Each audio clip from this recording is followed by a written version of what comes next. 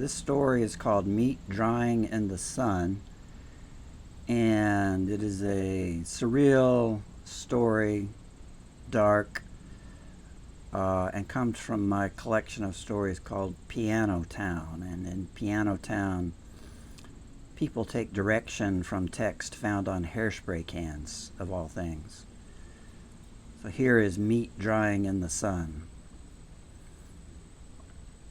Pianotown smelled like hairspray. The courthouse was yellow and wrapped in vinyl siding.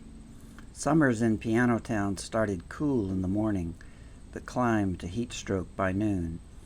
As always, Scarlett Hodges dragged her crooked body round and round the plastic baby pool. 2 weeks into the long days of summer, Scarlett dreamed of her brother. She dreamed that Pal jumped too high on the trampoline beneath the power line and, in a clonic spasm, popped and crackled for a period of 16 hours.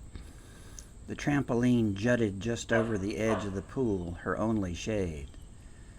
The very next day, Pal jumped too high on the trampoline, spied the drooping cable and grabbed it because he could. He smelled hairspray.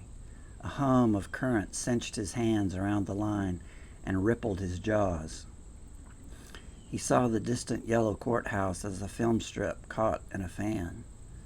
Scarlett frowned. Brown cars with vanity plates passed on the way to the yellow courthouse. A blind man tapped the sidewalk with a raspy cornstalk. Scarlett slapped the water. He paused and told her not to be wasting water, that it was summer. He lingered. He had heard Scarlett was pretty. As the days passed, the water in the pool darkened to pale yellow and irritated Scarlett's legs. The burns on her shoulders and face festered. She lay still in the tiny quarter moon of shade beneath the lip of the trampoline. Pal hung limp, black and dry on the power line. The blind man scratched his way up the sidewalk with his cornstalk. He smelled ammonia, hairspray, and meat drying in the sun. He listened for the sounds of a 10-year-old boy named Pal jumping on a squeaky trampoline. "Hi there, little crooked girl," said the blind man. "Are you eating some meat dried in the sun?" He kicked a can of hairspray. He listened. He moved his stalk toward the ammonia smell. Scarlett pushed against the pool and slunk.